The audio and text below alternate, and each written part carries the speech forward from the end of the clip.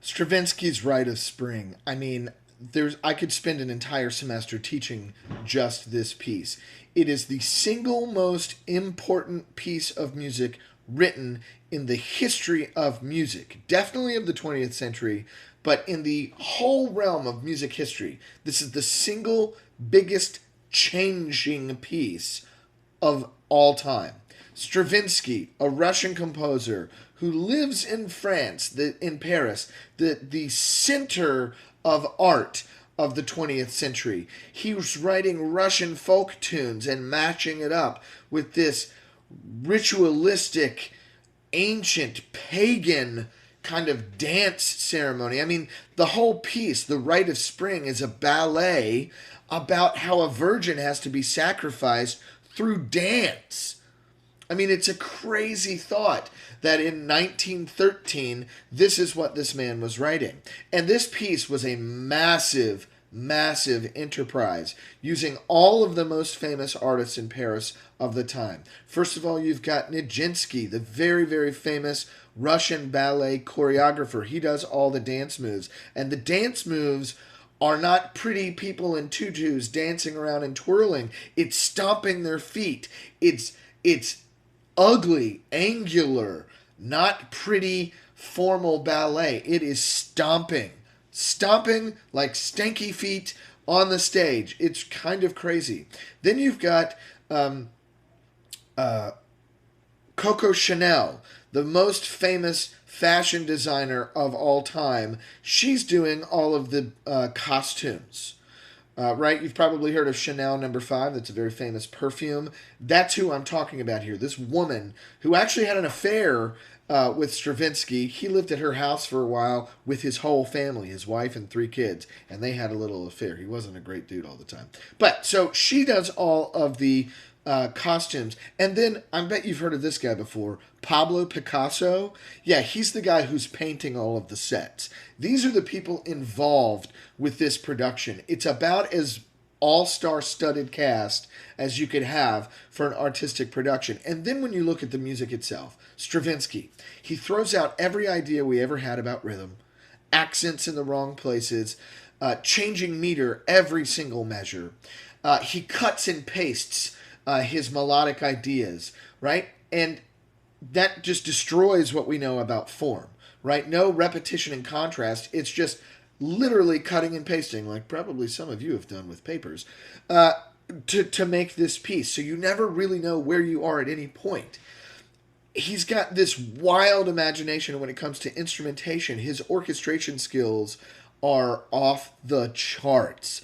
There are so many colors and sounds with weird instruments, with mutes in the trumpets and alto flutes and bass clarinets and string pizzicato where the string is slapping off of the string. Just such a strange assortment of sounds to create the tonal world that he is trying to create.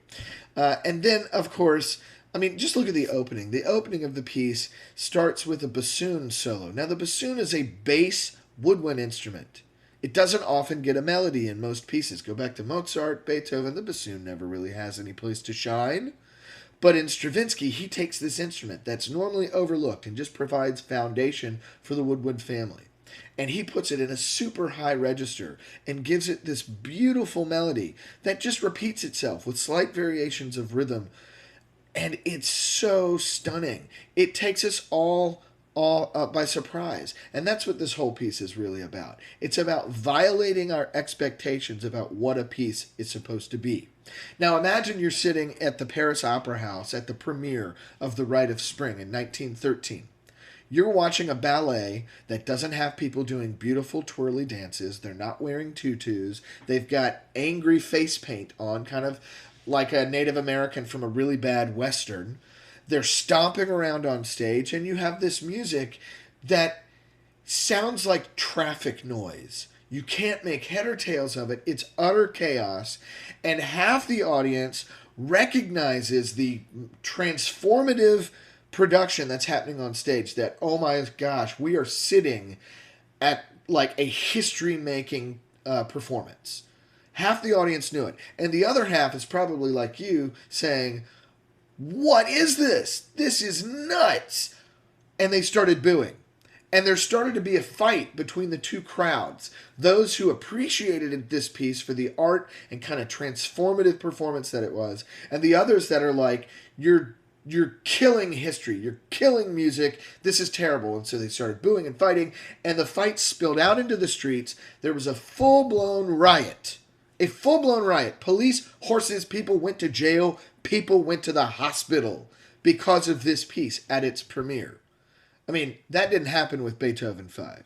That didn't happen even with Beethoven 9, right? Much less, I mean, the Debussy Prelude to the Afternoon of a Faun with kind of the nudity and the thrusting, yeah, that caused a stir, but not to the same degree as Stravinsky's Rite of Spring. It's the single most important piece in music history.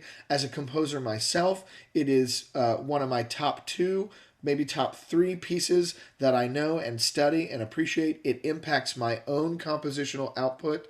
There's not a way for any composer living today not to be influenced and impacted by Igor Stravinsky. Sorry, that's my phone going off. So there's not a single composer that's not impacted by this guy and this piece. And to be honest, because I'm a total dork, one of my favorite t-shirts, and I should be wearing it today and I'm just not, one of my favorite t-shirts says, "My grandfather survived the riot of 1913, and then in parentheses, the Rite of Spring." So there you go. Hope you enjoyed this piece. Hope you can appreciate it for what it is.